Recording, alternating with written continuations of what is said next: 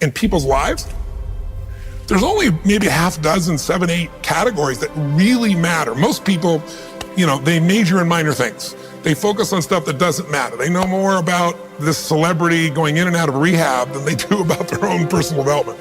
But I look at and say, if you look at your body, without that, everything else is out the door. You don't want to be richest man in the graveyard. That's not going to do it. If there is energy, if there's vitality, if there's strength, it's going to show up in your relationship. It's going to show up in your business, show up in your life. That's an area you got to master. You can't dabble. It's too important. Emotions are everything.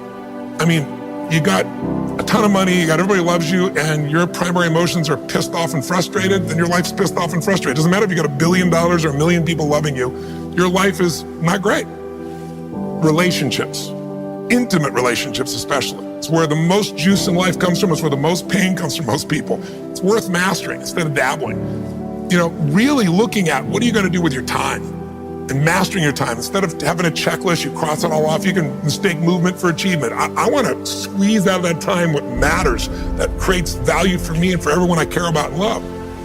What about your career or your business and the mastery of that instead of dabbling? Most businesses are dabblers. That's why they don't make it. 96%, any 10-year period of time, 4% make it. That doesn't even mean they're profitable. And it does not mean they're enjoying themselves, all right? Or they're getting anybody else to feel good. Really mastering money so that it's not a question in your life. You can do and be and give and share as much as you want. You're not stressed about it. You live in a place of abundance. And then spiritually, really, I think, I don't tell people what to believe spiritually, but I believe that ultimately, whatever you believe, you got to live it. And it should lead to growing and giving. If you're growing, you feel alive. If you're giving, you feel 10 times more alive. And I think if someone can celebrate and give, then that's spiritual state. So to me, those are the areas I look at mastering. Business for sure, but it's the areas of life that matter most. And most of where we spend our time doesn't make people feel fulfilled. That's why the average person is not fit and healthy. The average person is not in a relationship where they have tremendous passion. I'm not a dummy. I'm not a positive thinker. I know the truth. The average person is not successful in business. The average person is not earning what they want to earn. But you know what? Very few people have those things, but a few do. A few are happy, fulfilled, spiritually alive, financially strong, their business is growing, they have passionate love affairs, and I'm obsessed with finding the few who do and find out what they do different and teaching to everybody. Everyone's going to measure themselves differently because everyone values things differently. Some people value success or significance. Some people value love more. Some value just basic levels of certainty. So when I look at the specific metrics, I really look at metrics of what are the things that need to be measured to know if your life is going to work or not. So I look at it as our whole lives are guided moment to moment by the state we're in. Learning how to change your state, not bullshit, not fake, but to go from pissed off, frustrated, freaked out to back in your center or creative or determined or something that's going to move you forward. It's going to create a better quality of life for you and others. That's a critical skill set. So moment to moment, our life's controlled by our states. Yep. If you're in an angry state, you're going to respond differently than if you're feeling playful. But what controls those states long-term is your model of the world, your worldview. And I look at that as having, as a metric, 3 things that I look at. I look to see first, what are the targets you're after? The target is, everyone has different goals and dreams and desires. But as I traveled around the world to 100 countries, I started going, holy shit, I'm seeing the same problems. What's underneath it? I began to see that there are these same 6 human needs that we all have, the same needs. We all have a need for certainty, that we can avoid pain and we can have some pleasure, some comfort. We all need uncertainty. We need variety or we feel dead inside. If you're totally certain, you're bored. If you have total variety, you're like freak out. And it's not a balance. It's learning which of these you need more as a person. Everyone's developed a different set of values in that area. The need for significance, to feel unique, special, important, the need to feel loved, the need to grow, and the need to contribute. Some people value certainty at the top of their list. That's their center of their target. I don't want to do anything unless I know it's going to work. I don't want to do anything unless it's the same. If you change anything, they freak out. If certainty is the number 1 thing on your list, everyone has the same needs, but if it's number 1, I know how your life's going to be. I can predict the direction of your life and therefore the destination to some extent. If you're driven by love first, you want certainty too, but love is higher, you're going to behave very differently than if you're driven by significance. I have to be the one. So I look to see which of those needs are the top 2 on your list because they control your life. Yep. The 2 that most people have, 90% of the planet, if you said, of all these needs, which one do you really focus on most day to day? Everybody wants love. What do you focus on? Most people focus on being significant. We live in a Facebook world where people fake their life, put new filters, make it look different than it really is, tell stories that, are totally full of it to make themselves look good. Because we live in this kind of false world where significance is more important than love. And it separates us. And the other one that we see most often is certainty. People want to be certain before they can do something. You couldn't have started a business like you had if you were absolutely certain before you started. You can never build a business with that. You can never build a great relationship, because if it's based on certainty, then everybody's got to stay the same and never change, which means you're never going to grow, which means you're going to be miserable. Right. So my metrics are, I want to find out what's driving you. And I want to see, is it healthy or unhealthy? You can have two people be driven by significance, though, and do it with a different set of rules. That's the second piece I measure. The beliefs or rules of how to fulfill that target. But I want to be more clear about something. An extraordinary life is life on your terms, and there's two parts. Part one to have an extraordinary life is mastering the skill of the science of achievement. How do I take what I envision and make it real? And how do I do that quicker, faster, better, easier? The ability to manifest what you come up with and make it real, like you've done with your company, yes, that's a skill set. I spend an unbelievable amount of time helping people do it faster, quicker, better, showing them the shortcuts, teaching them the strategies, modeling what works so you can save yourself a decade. But I would submit to you that having done this for 38 years with, 50 million people at this stage, I can tell you that the science of achievement, there are a lot of people that are damn good at that, and they still don't have an extraordinary life. They have an extraordinary life. You see it as extraordinary, but I get the phone call from the multi-billionaire who tells me he wants to do this thing on his business, but what he really find out is he's miserable as hell, and he's hoping somehow I'm going to rub off on him on that side too. Right. And so I give him what he asked for, the change in his business, but I also give him what he needs, which is the change inside of him. So the second skill is the art of fulfillment. If you want an extraordinary life, you can't just achieve, you got to be fulfilled. As simplistic as that sounds, but it's an art. It's not a science. Sure. It's a science to making money, come on. Any age, any color, any background, any gender, if you do these things, you'll have an abundance of money. You do these things, you're gonna have too much month at the end of the money. You're gonna have financial stress, right? Body. Everyone's biochemically different, but you and I both know there's fundamental rules, laws. There's a science to the body. You violate that science, you're gonna have disease, you're gonna have low energy. You align with that, you're gonna have an abundance of energy. It's gonna affect everything in your life. It's a science. Fulfillment's not like that.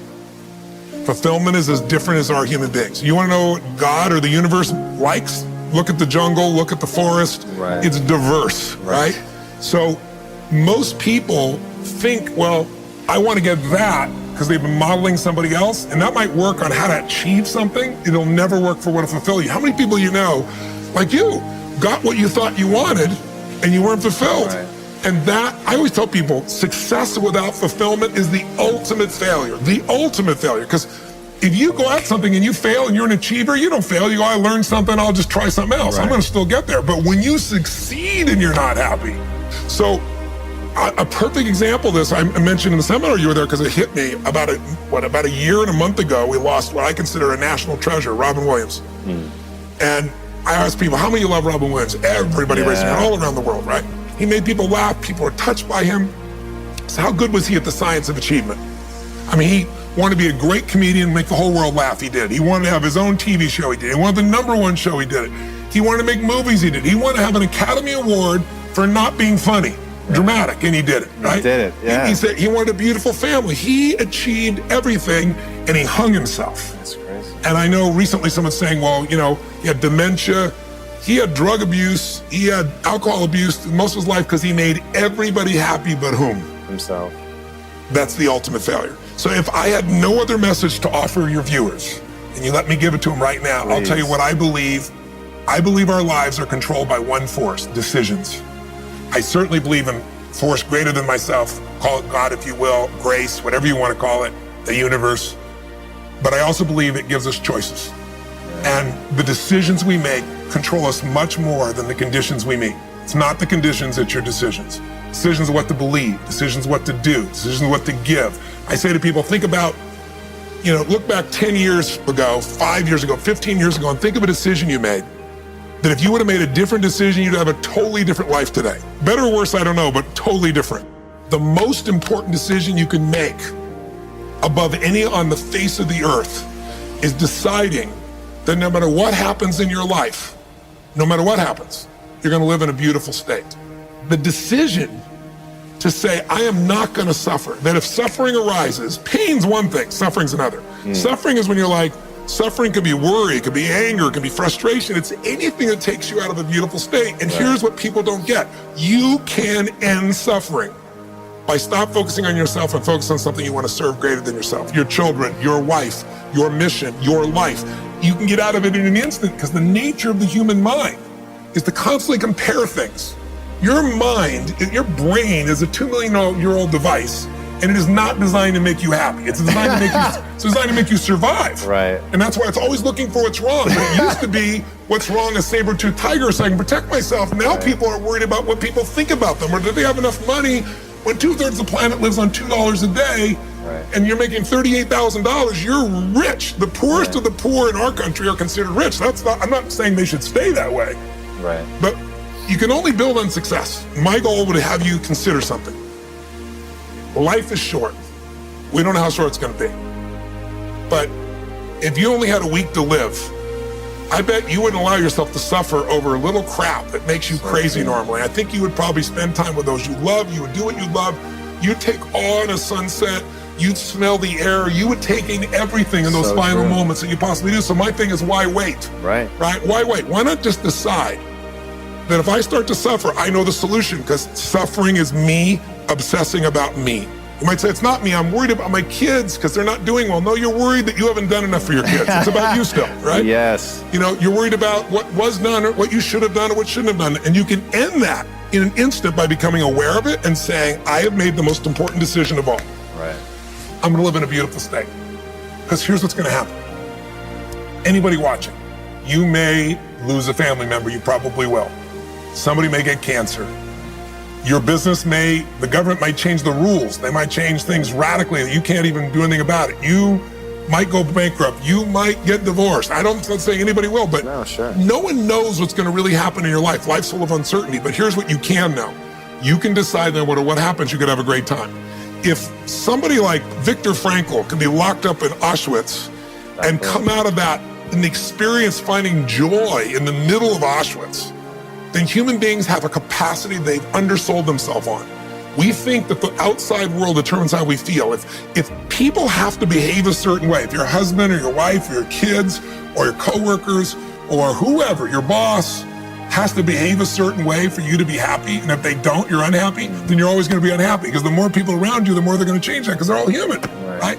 My invitation is, as great as it is to achieve, more important to enjoy. Right. And if you can enjoy every moment in that state, when you're feeling loving and playful and passionate and curious and awe, you treat other people 100 times better than when you're feeling frustrated, pissed off, overwhelmed, worried, stressed, or feeling sorry for yourself. Right. You're going to be a better parent, you're going to be a better lover, you're going to be a better business person, you're going to have a better life. So my soliloquy is, decide. Decide today. And actually say, what if I cut it off? What if I said, I'm not willing to settle and I'm just gonna live in a beautiful state? Doesn't mean you won't feel bad, it doesn't mean you won't stay there. You instantly change. But what the hell is success? It's hitting an expectation. And I always tell people, man, trade your expectations for appreciation, and it's a whole new world instantly. If you can appreciate this moment, if you can't find ecstasy in this moment, in a conversation with a friend and looking in your wife's eyes, being with your children, going on a run, if you can't find ecstasy now, I'm here to tell you, more money, more people, more love, more business, more anything is not going to give you more ecstasy. If you can't do it here now, you're not going to do it there when you got more. So why not do it now and have a rich life right now? I tell people, money, that's one thing. Like having financial abundance, there's skills, that's a science. But wealth, it's a decision. It's like you can be wealthy right now. I live in Fiji a good portion of the time. There are these villagers there. They're the richest people I know. They're happy, they laugh, they love, they don't give a damn about the economics. Other people say they're poor. When I first went there, I was trying to do things for them. They're like, what are you talking about? I'm so happy. Wealthy people come over from the United States and they go travel around and try to figure out what to do, and they're gonna spend 9 years to do this and this and this so they can finally sit down and be happy. And the Fijian guy goes, why don't you sit on the beach right now, dude, and experience it? Why spend the 9 years? Why not have it now? That's my invitation.